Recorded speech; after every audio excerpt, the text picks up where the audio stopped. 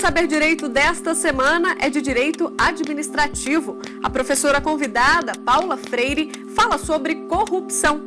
Estuda o tema no âmbito nacional e internacional, além de abordar todos os pontos relacionados à Lei Brasileira Anticorrupção. Tudo isso agora no Saber Direito. Olá! Está no ar mais uma edição do programa Saber Direito, um programa produzido pela TV Justiça. Eu sou Paula Freire e vou conversar com você, dando sequência aos nossos encontros sobre a Lei Anticorrupção. Hoje, infelizmente, é o nosso último dia, mas nós vamos aproveitar com sucesso esse nosso encontro e vamos falar sobre os mecanismos de prevenção da corrupção no âmbito das empresas, visto que a Lei Anticorrupção, como nós já vimos, é uma lei que visa a responsabilizar as pessoas jurídicas por atos de corrupção. Normalmente se chamam esses mecanismos de programas de integridade ou até mesmo de compliance, um termo do inglês que significa agirem de acordo com alguma regra, com alguma instrução interna, com algum comando ou pedido, ou até mesmo estar em conformidade com leis e regulamentos externos e internos. No nosso caso, nós vamos chamar, então, de compliance esses programas que têm o intuito de conformar as empresas às leis brasileiras anticorrupção, ou seja, programas que visam a criar ética, uma cultura de ética, de boas práticas empresariais em seus colaboradores para que esses não ajam de forma corrupta para beneficiar essas pessoas jurídicas. Esses programas de integridade ou compliance são muito importantes porque podem reduzir, podem influenciar na dosimetria da multa, podendo reduzi-las, caso a pessoa jurídica consiga comprovar que esse programa realmente existia e era efetivo e funcionava.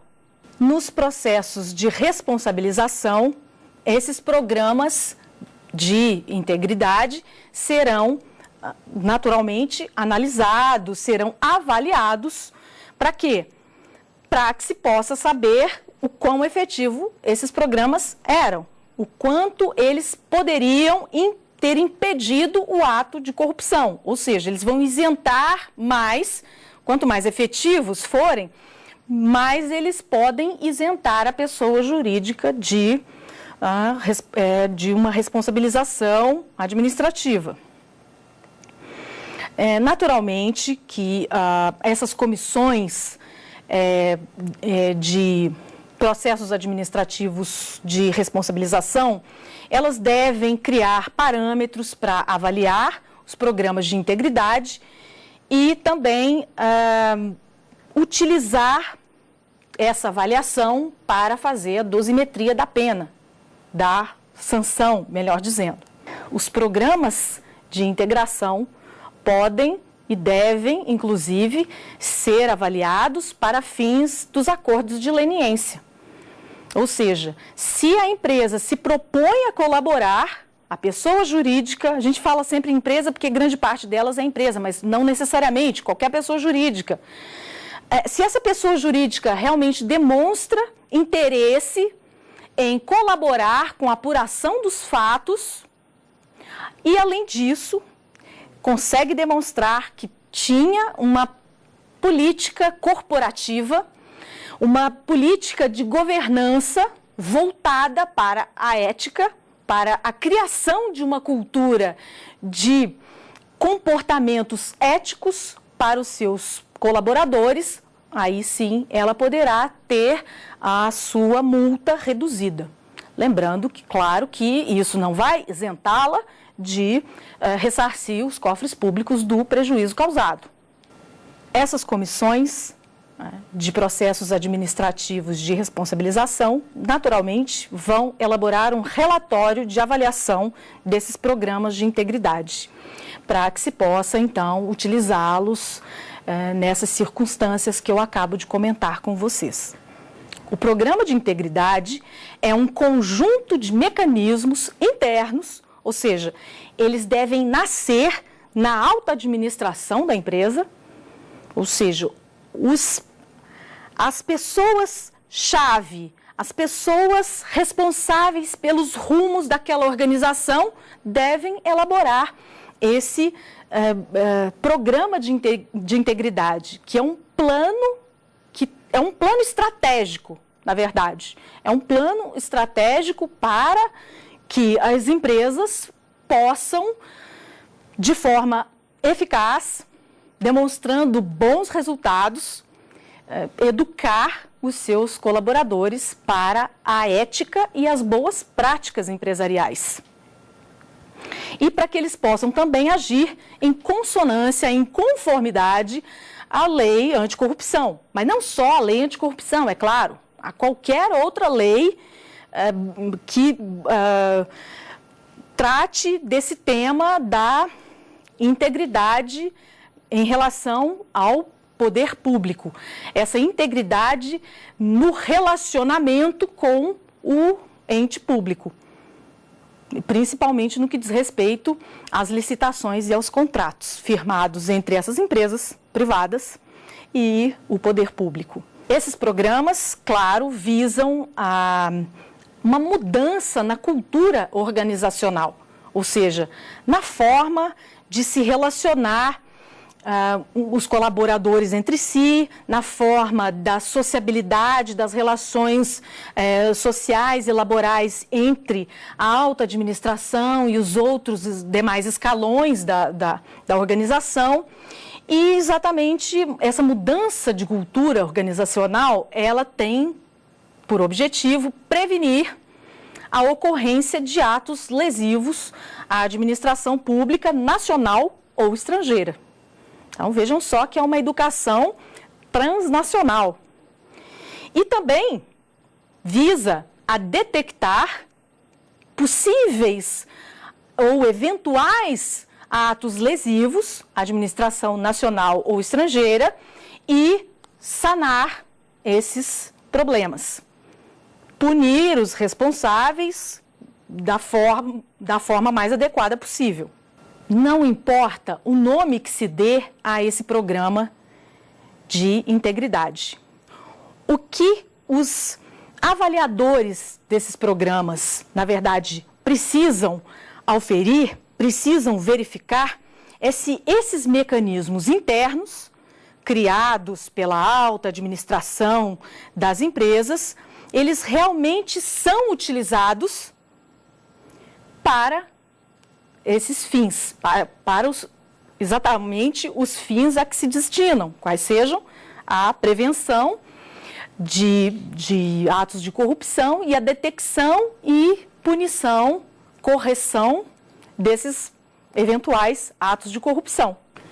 Então, não basta que a empresa tenha um documento dizendo, olha, aqui está o nosso programa de integração ou de compliance, nós realmente temos esse programa. É preciso saber se esse programa realmente existe na prática, se realmente há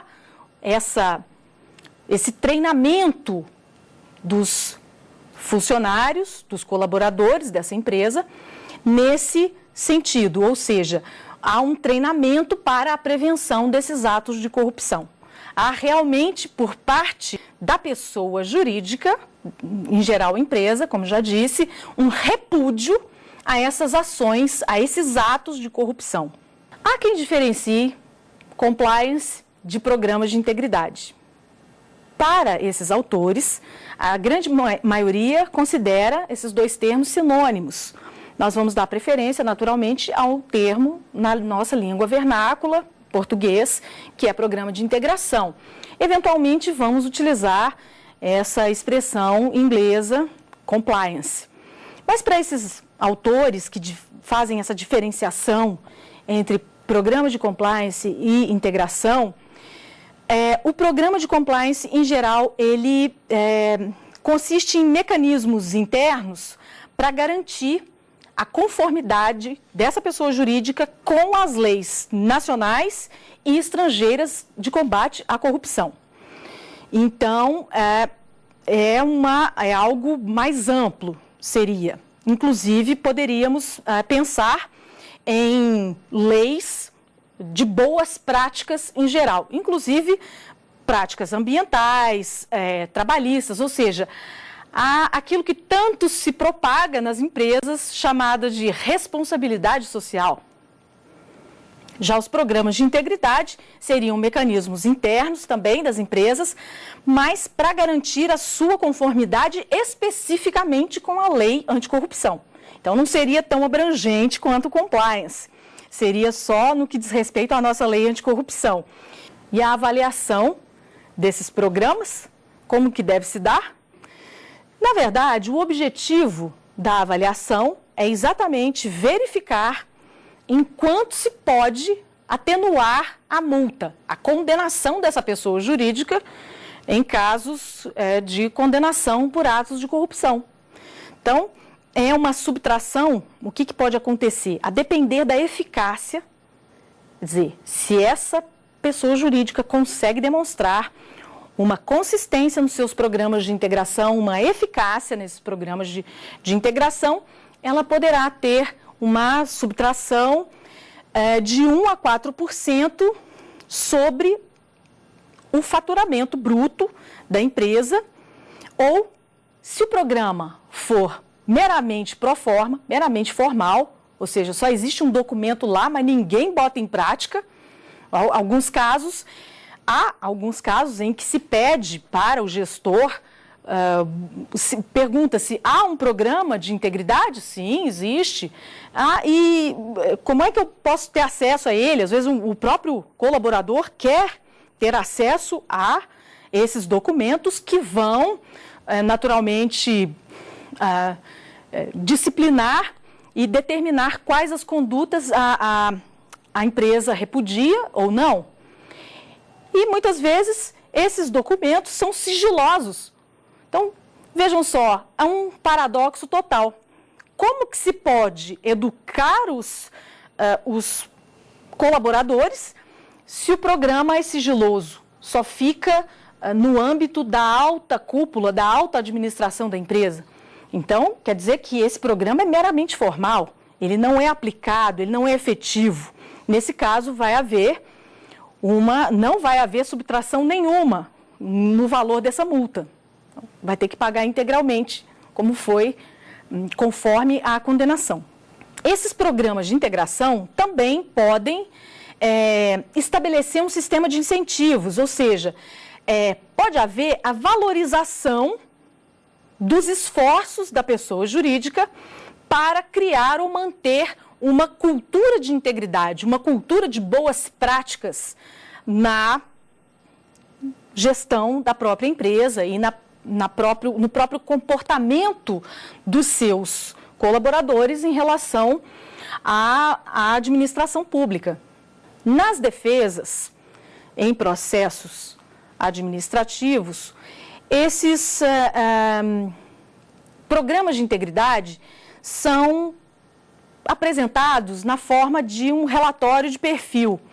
Então, a empresa irá naturalmente descrever os setores do mercado em que ela atua, o ramo de atividade, se ela atua no território nacional ou se ela tem uma atuação transnacional, se ela atua também no exterior, também a descrição da sua estrutura organizacional, a quantidade de empregados, de colaboradores que essa empresa tem, as interações que essa empresa tem com a administração pública. Isso é muito importante, porque, claro, quanto mais interações essas empresas têm com a administração pública, maior o risco. Então, vai fazer uma análise, esses programas são importantes também nessa análise dos riscos. Quanto mais elas se relacionam com a administração pública, maior o risco do cometimento de práticas de corrupção. E quanto menos atuarem, menor o risco, naturalmente, óbvio.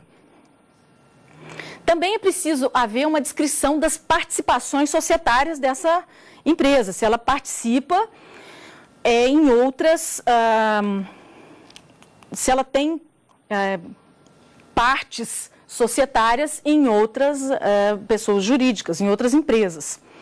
E também é preciso qualificá-la ou não, se for o caso, como microempresa ou empresa de pequeno porte, porque nós sabemos que a Constituição quer que se dê um tratamento diferenciado para as microempresas e as empresas de pequeno porte. No relatório de conformidade, é necessário descrever a estrutura do programa de integração, o funcionamento, é estrutural e funcional, é uma descrição estrutural e funcional desses programas de integração. O funcionamento desses programas na rotina da pessoa jurídica, ou seja, o histórico de dados e estatísticas dessa pessoa jurídica. Qual a importância e qual a atuação desses programas de integração, de integridade, na prevenção, na detecção e até mesmo na erradicação e nessa punição, nessa solução desses problemas em relação a atos lesivos à administração pública. O avaliador, o sujeito designado nessas comissões de processos administrativos de responsabilização, ele pode requerer entrevistas, pode realizar entrevistas e também requerer solicitar novos documentos para poder fundamentar melhor a sua avaliação, para dizer se esse programa é realmente efetivo ou não. Então, naturalmente que ele vai entrevistar a alta administração, ele vai entrevistar colaboradores de todas as escalas, de todos os níveis hierárquicos dessa organização e vai, então, poderá solicitar outros documentos para poder melhor fundamentar a sua decisão e a sua avaliação, naturalmente. Temos uma pergunta dos nossos telespectadores. Basta uma prova documental para comprovar os mecanismos de integridade? Nós acabamos de estudar que não basta ter um documento formal para comprovar a existência de um programa de integridade. Nós precisamos comprovar a efetividade desses programas de integridade no funcionamento da organização, no cotidiano dessa pessoa jurídica. O quão importante ele é na interação entre os colaboradores e, inclusive, o quão efetivo, eficaz ele pode ser na prática da organização. Então, não basta que haja um documento. É preciso comprovar que todos aqueles planos contidos nesse documento, desse programa de integração, eles sejam realmente aplicados na vida da organização. E quais os parâmetros para a elaboração desse plano de integração? O decreto 8420 de 2015 e a portaria 909 de 2015 nos dão subsídios, nos dão elementos para que nós possamos conhecer melhor quais os parâmetros ideais para um bom programa de integração numa organização. É preciso levar em consideração o grau de adequação desses parâmetros de integridade ao perfil da pessoa jurídica. Então, o quão adequados são esses parâmetros, essas formas de coibir os atos de corrupção em relação ao próprio perfil dessa empresa. É preciso também avaliar qual a efetividade desses programas de integração em relação ao ato lesivo, que é o objeto da apuração. Então, se estamos apurando um possível ato, um suposto ato de corrupção, nós precisamos saber se aquele plano de integração, aquele programa de integridade da organização, ele colaborou para coibir o ato lesivo que estiver sob investigação. É preciso também avaliar a efetividade desse programa de integração na própria rotina da pessoa jurídica. Então, vejam que é uma forma de viver da pessoa jurídica, digamos assim, é um modo de vida da pessoa jurídica, é um jeito de funcionar daquela pessoa jurídica. Ela funciona segundo esses parâmetros do programa de integridade. É preciso haver também uma redução nas formalidades da avaliação desses programas de integridade em microempresas e empresas de pequeno porte, porque naturalmente, como nós já sabemos, a gente precisa dar o tratamento diferenciado para esse tipo de organização. Outro parâmetro fundamental para avaliar os programas de integridade estão contidos no artigo 42 do Decreto 84/20, de março de 2015. O principal elemento, o principal parâmetro para avaliar esses programas de integridade é o comprometimento da alta administração com esses programas. Se nós não tivermos um comprometimento efetivo, um exemplo no agir da alta administração, realmente nós não teremos uma eficácia, uma efetividade desses programas de integração nas organizações. Nós sabemos que a alta administração é responsável por criar e difundir princípios, valores, a própria missão das organizações e, inclusive, a própria cultura organizacional. E também o clima organizacional. Para quem é da administração, vai saber exatamente pontuar esses elementos que eu estou mencionando. É preciso avaliar também qual o envolvimento da alta administração com a própria construção do programa de integração. Se essa administração, ela contribuiu efetivamente para elaborar, para construir esse plano de integração, então, tanto maior será a sua eficácia, a sua efetividade. É importante saber também qual o grau de supervisão e de acompanhamento da alta administração em relação a esses programas de integridade. Ou seja, será que a alta administração está realmente monitorando a aplicação desses programas de integridade? Ela está devidamente supervisionando o próprio funcionamento desses programas de integridade? Está havendo uma avaliação adequada da eficácia desses programas? Isso é fundamental para uma boa avaliação desses programas. Outro elemento muito importante são os recursos financeiros e também humanos.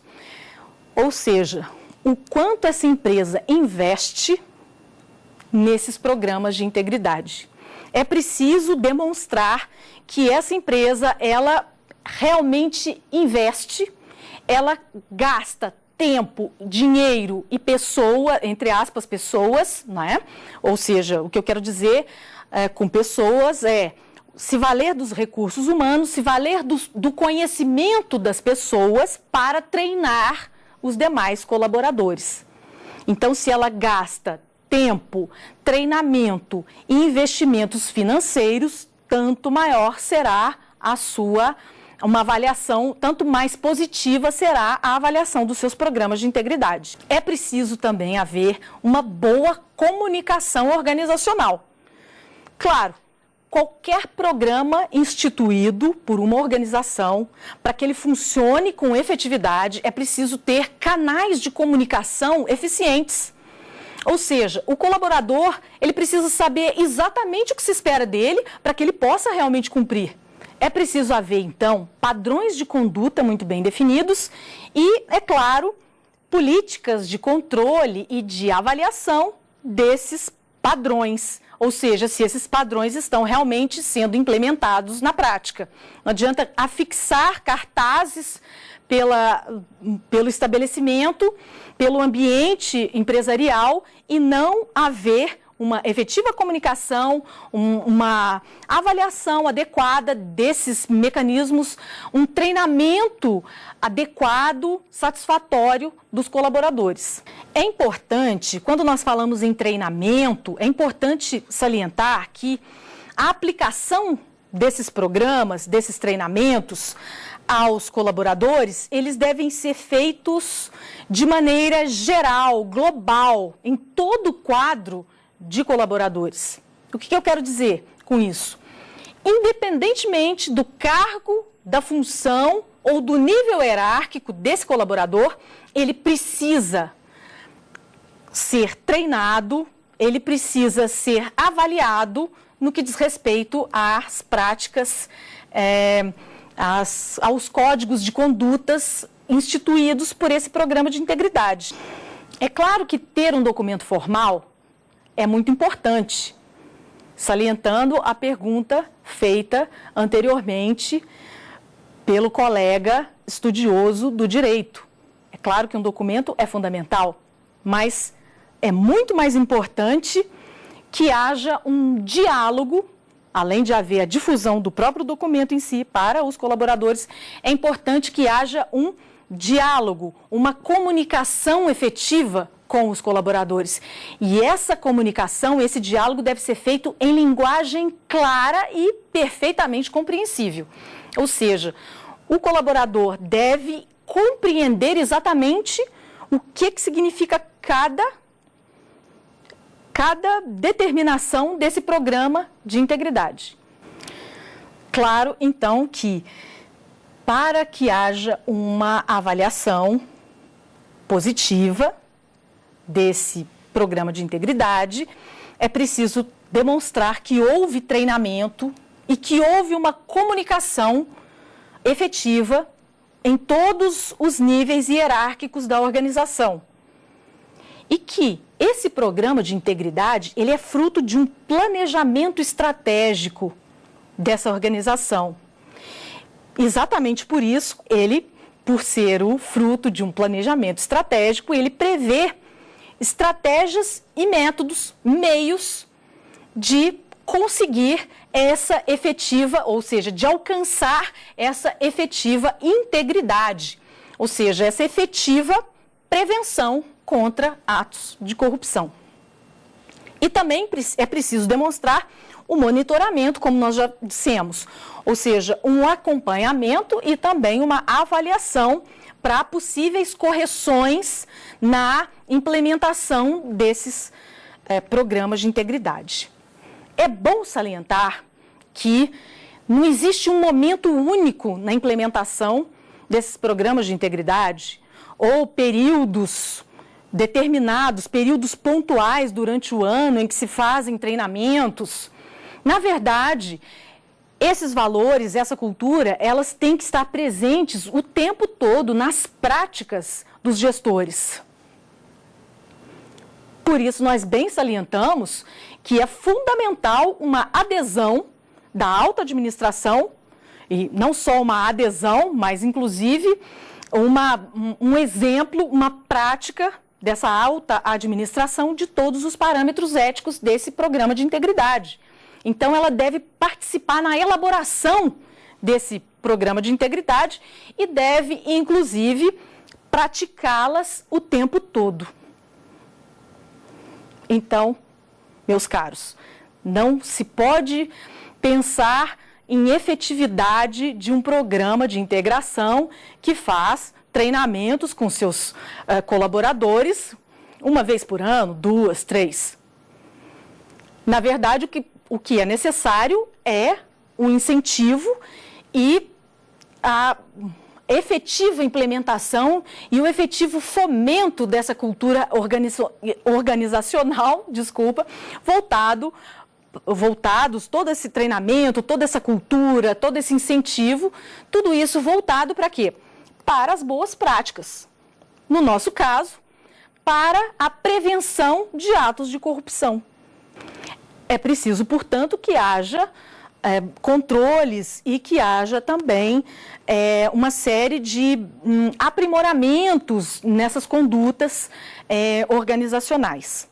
Esses parâmetros podem ser sintetizados em 3 níveis: comunicação, treinamento e um monitoramento adequado desses programas de integração. Vamos a mais uma pergunta dos nossos colegas estudiosos do direito. Qual a importância dos programas de integridade? Exatamente o que nós estamos acabando de comentar. Os programas de integridade têm uma importância fundamental na avaliação e até mesmo na dosimetria da multa.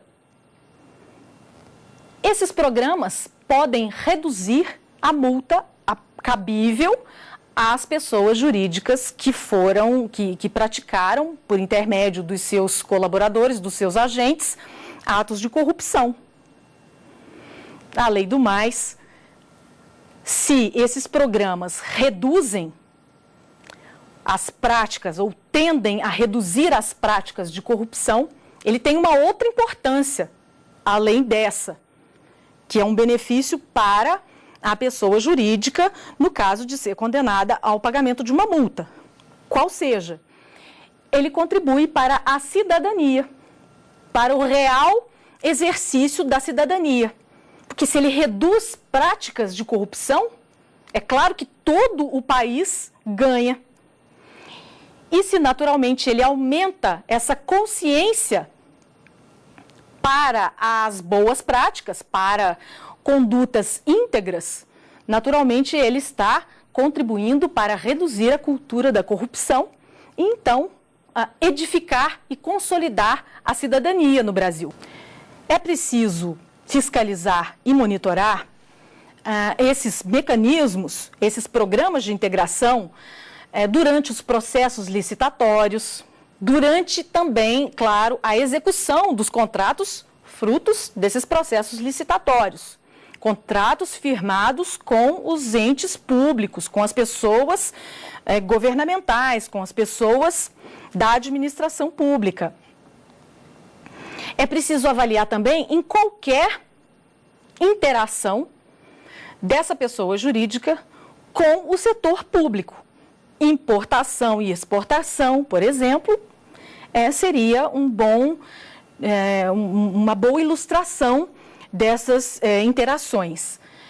A regulação, fiscalizações, dependência de licenças e autorizações. Então, sempre que se precisa de uma licença ou uma autorização do poder público para o que quer que seja, é importante avaliar e fiscalizar, inclusive, monitorar o comportamento desses agentes, desses colaboradores dessa empresa no trato com a administração pública. Então, por exemplo, se a companhia, se a organização precisa de uma licença, por exemplo, do poder público, como que esse sujeito, como que esse colaborador dessa organização, dessa empresa, ele interage com o poder público para conseguir essa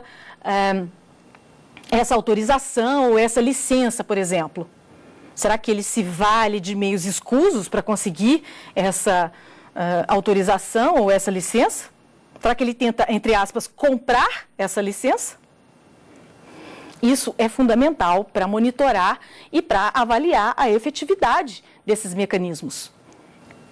Para isso, naturalmente, o treinamento, volto a reforçar, dos colaboradores deve ser permanente, constante.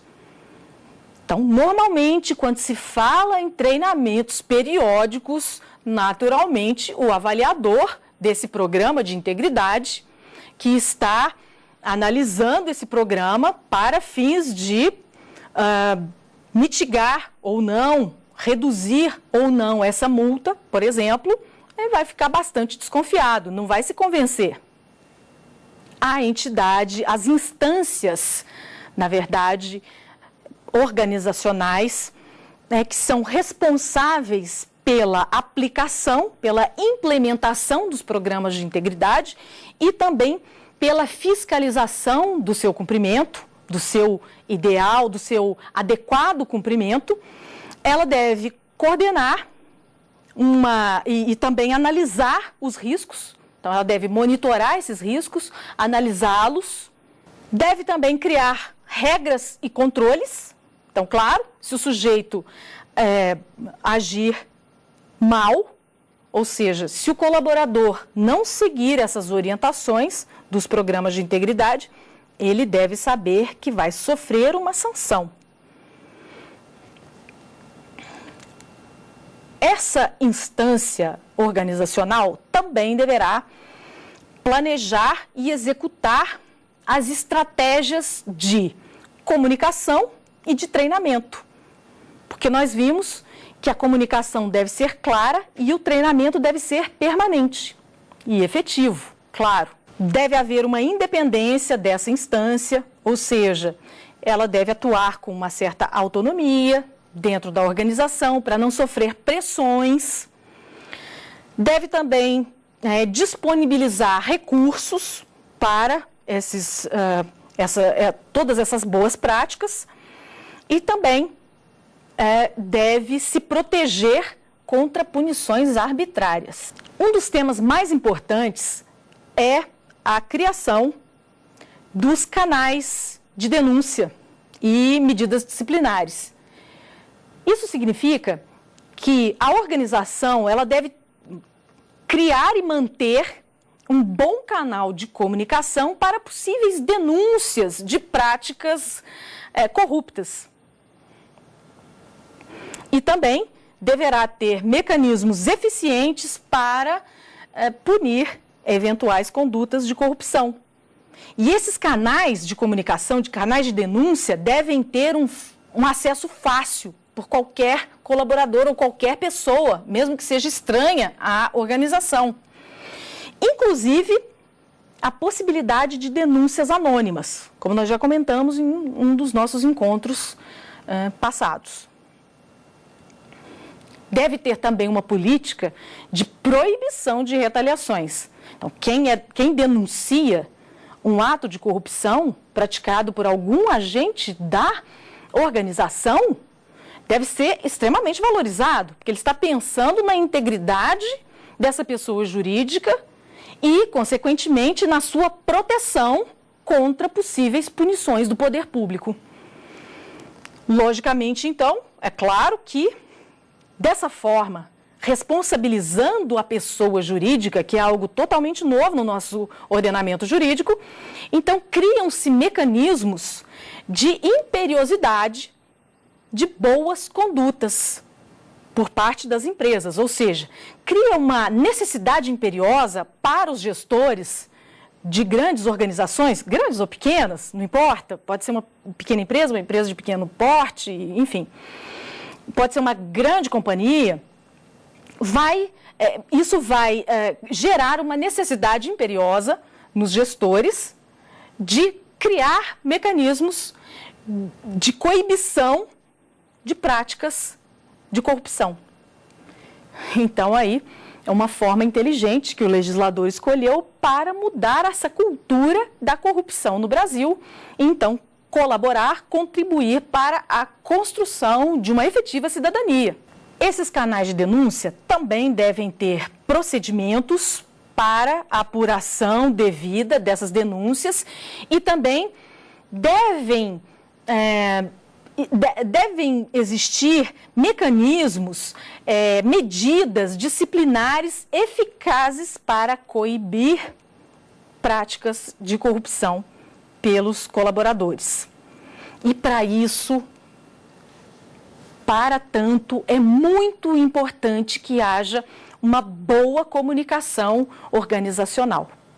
Sem uma boa comunicação, não é possível fazer uma boa gestão num sentido total, não só no que diz respeito às boas práticas em relação à corrupção. É preciso também que esse esses programas de integridade, eles consigam fazer permitam uma boa condução de investigação e de apurações de possíveis falhas, de possíveis práticas de corrupção nas empresas. E também que esses programas possam prever, que eles prevejam, imediata cessação dessas irregularidades. E também o afastamento dos envolvidos e, claro, medidas disciplinares, punições, aplicação de medidas para prevenir novas falhas, novas condutas indesejáveis. O artigo 42 do decreto 8420 de 2015 também fala sobre a diligência para a contratação de terceiros e a supervisão de fornecedores, de prestadores de serviços, de consultores, de entidades que recebam doações e patrocínios, também de imposição de adesão às regras da empresa e também as consequências contratuais no caso de descumprimento dessas regras. Naturalmente, temos uma pergunta dos nossos telespectadores. Vamos a ela. Como uma empresa pode evitar atos de corrupção? Os atos de corrupção podem ser prevenidos por programas de integridade eficazes e efetivos. Para isso, é preciso que haja uma boa formulação dessas políticas organizacionais, um bom monitoramento, uma boa avaliação desses mecanismos, um bom treinamento do seu pessoal e também, claro, uma boa comunicação. Logo, essas políticas internas de governança devem ser elaboradas, naturalmente, e muito bem implementadas, muito bem articuladas pela alta administração e precisa haver um treinamento constante, permanente, como nós já vimos. As formas, então, a única forma que se pode ter na prevenção de atos de corrupção seria, então, um real e efetivo programa de integridade, ou compliance, como alguns querem. E com isso, meus amigos, minhas amigas, nós terminamos a nossa aula de hoje, o nosso encontro, e terminamos também o nosso curso. Eu sou Paula Freire e agradeço a todos pela audiência em meu nome e em nome da TV Justiça. Até uma próxima oportunidade. Ficou com dúvidas sobre o assunto? Então mande um e-mail para saberdireito@stf.jus.br. Você também pode estudar pela internet. É só acessar o site tvjustiça.jus.br.